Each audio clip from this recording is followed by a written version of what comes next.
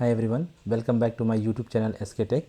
In today's video, we are going to discuss about the final keyword. So let's see what are the topics that we are going to cover. So first we are going to cover is like what is final variable, what is final methods, and what is final class, and its initialization, and some characteristic like performance and security. So let's begin. So what is final keyword? So final is a keyword provided by the Java that basically used in different context. So if it is used with a variable, then it is called as a final variable. When it is used with the method, it is called as a final method, and if it is used as a class, then it is called as a final class. We will see one by one in detail. So basically the final keyword is basically used in a non access modifier. It means that once you create a variable, a method or a class that cannot be inherited or cannot be extended or cannot be changed in terms of the variable. So something like this. So if a variable is created, so basically this final keyword is used with the variable to create the constant variable, and if it is used with the method, in the sense when we want to prevent the method to be overridden, we will go with the final method, and the final class is similar to that. If we want to prevent the class to be extended, we will mark the class as a final class. We will see one by one. So let's see some characteristic like what is the advantage of using this final keyword. So let's go with the final variable. So basically the final variable means its value cannot be changed once it is initialized. Means let's say we want to create some constant, that value we want to make it common for across the application, then we will go with the final variable. And similar to the final variable, let's say if we want to create a final method to prevent the method to be overridden by the subclass, then this is another characteristic of the final keyword. Next characteristic of the final keyword is like final classes. Means when we want to prevent the class to be extended by the subclass, we will use the final classes.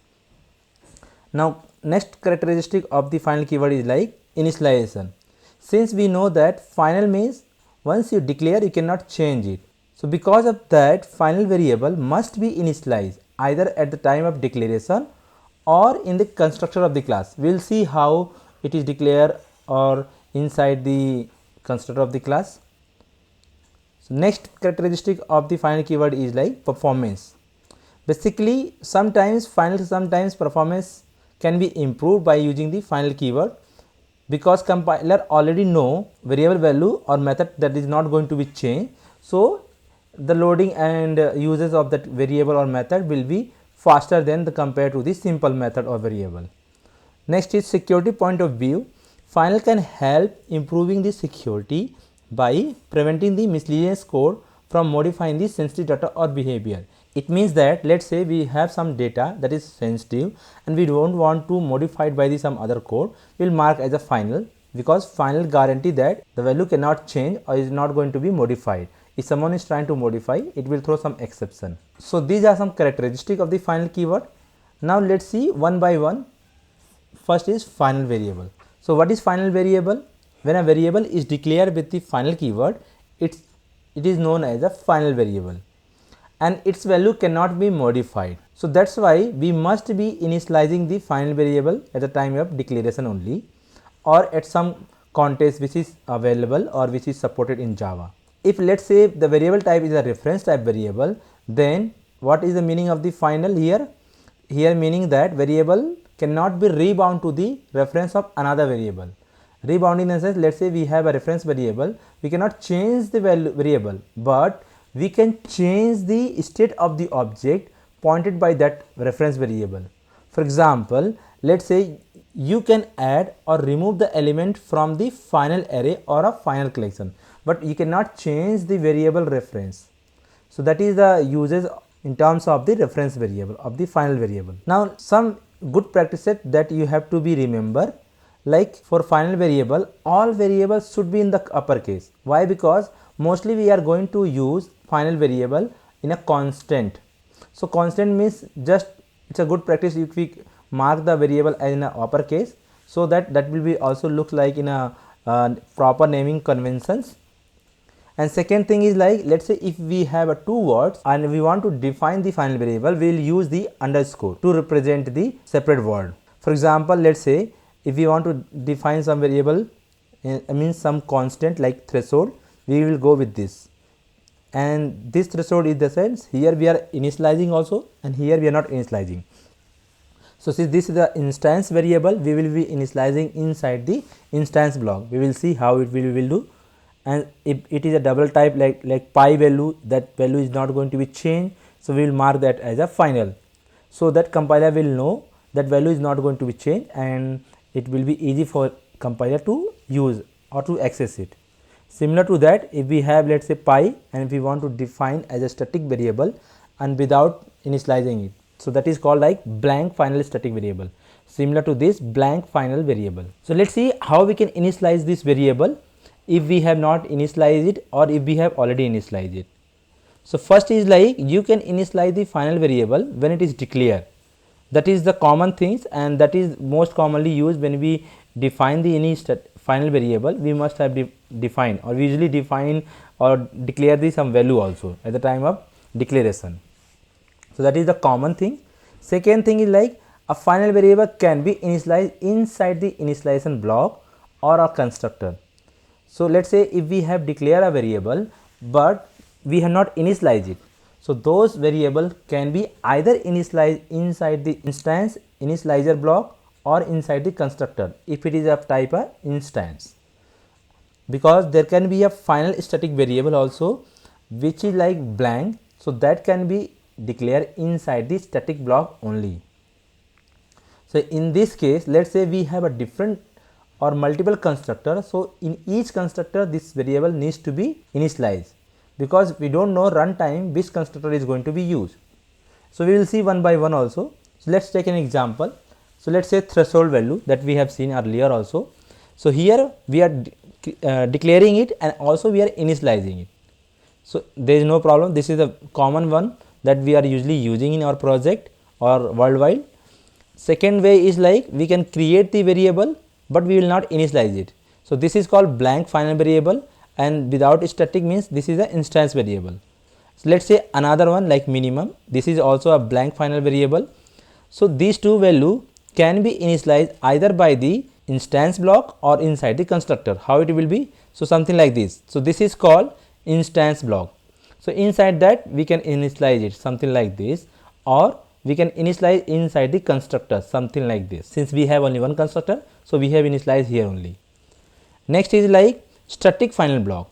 So in this way we can define and we can initialize it also, and let's say we have created the static final blank variable something like this. So this can be initialized inside the static block. So how we can create the static block? We have already seen in one of the previous video, right? So something like starting curly bracket, ending curly bracket, and using the static keyword. So this will be static block, and inside that we have to initialize it. So this is the way we can initialize the static variable at the time of declaration, or if it is an instance blank variable, then we can initialize inside the instance block or a constructor. So let's see some key points for final variable, like when we can go for the final variable. First is like, when to use the final variable. So final variable must be used only for the value that we don't want to change, or it can be remain throughout the execution of the program. For example, constant variable, right? That's what we have seen. Second case is like when we can use the final variable for reference final variable. Let's say we have a string buffer class something like this, and we have some value. Since this declare as a final, so this is the reference variable and it is called as final reference variable. So here the value we have already assigned. Now if we print this, it will print the escape tag, and using the function of the string builder class append, we can append something. So here we are not changing the variable value, we are changing the internal value which is assigned to this value. So this is fine in Java. So if you print this, it is going to print SKTech 9521, that is our channel name basically. So here if you see, in the case of the reference variable, it is not changing the variable reference, right? It is basically changing the state of the variable. Earlier it was SKTech, now it is 925. So if you run this program, you will see the output something like this. First time it is printing SKTech, and second time it is printing SKTech 9521.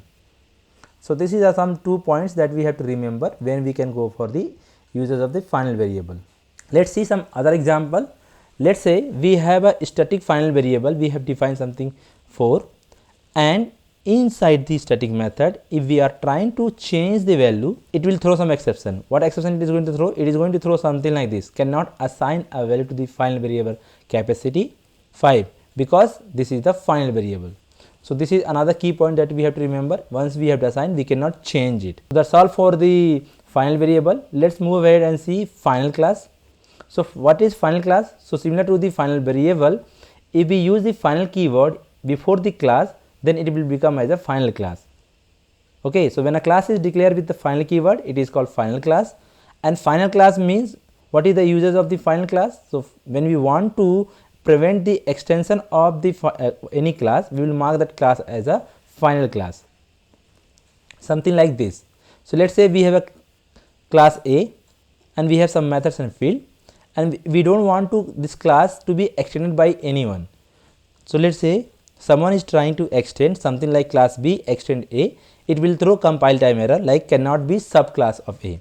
So basically it is trying to say B cannot be subtype of A because class A is declared as a final, we cannot extend it. So this is where one of the use case, when we want to prevent any class to be extended by any other class, we will use the final keyword before the class, something like this. So this is the one use case. And also if you remember wrapper classes like integer, float, etc. Don't worry about the wrapper classes, we will discuss in detail in next upcoming video. So all the wrapper classes is like basically a final class, means we cannot extend it. So this is the one key point that you have to remember. Another use case of the final class is like when we want to create the immutable class. Immutable class in the sense when we don't want to change or when we don't want to extend it, something like string class. So in Java, string class is an immutable class. It means when you go inside the IntelliJ ID or any ID, if you go inside the definition of the string class, you will see string class is declared as a final. So that is about the uses of the final class. Let's move ahead and see some other things. So next is final method. So what is final method? So final method is a method when the method is declared with the final keyword. This is called final method. And why we declare this method is a final? When we don't want to override inside the subclasses, because override is possible inside the another classes only. When we don't want to override any method, when we want to prevent any method to be overridden, we can go with the final method. So basically when a method is declared with the final keyword, it is called final method. A final method cannot be overridden. So that is the uses of that. So we must declare the method with the final keyword, for which we are required to follow the same implementation throughout all the derived classes. So let's say we have a method 1 and we want to make sure that this method implementation is not going to be changed any of the subclasses, then we can mark this method as a final keyword. If we mark the final before the method, then this method will become a final method and it will make sure that this implementation of this method is not going to be changed. So if someone is trying to change the implementation, it will throw like we cannot override this method, compile time error. So this is about the final method.